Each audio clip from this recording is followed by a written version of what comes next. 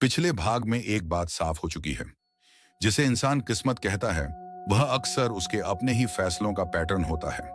लेकिन अब सवाल यह है, अगर फैसले हम लेते हैं, तो हम बार बार एक जैसे फैसले क्यों लेते हैं? क्यों हर बार मौका आने पर वही डर सामने आ जाता है?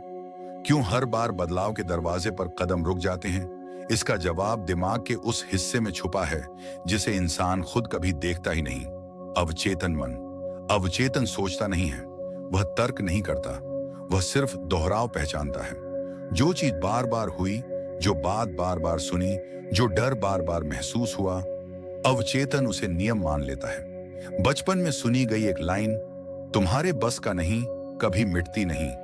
पहली असफलता पर आया डर सिर्फ उस दिन का नहीं रहता, वह भविष्य का फिल्टर बन जाता है। और यहीं से किस्मत का भ्रम पैदा होता है। जब इंसान कहता है मेरे साथ हमेशा ऐसा ही होता है, वह भविष्य नहीं बता रहा होता, वह अपने अवचेतन को आदेश दे रहा होता है। अवचेतन को फर्क नहीं पड़ता बात सही है या गलत, उसे सिर्फ पहचान चाहिए। पहचानी हुई पीड़ा, पहचाना हुआ डर। इसलिए वही हालात बार बार लौटते हैं। यही कारण है कि एक ही मौके को दो लोग अलग अलग देखते हैं। एक को खतरा दिखता है, दूसरे को रास्ता। मौका वही होता है, लेकिन किस्मत अलग लगती है।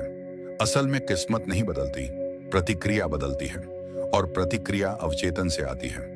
अब एक गहरा सच समझो, सोच बदली जा सकती है, लेकिन प्रतिक्रिया अपने आप निकलती है।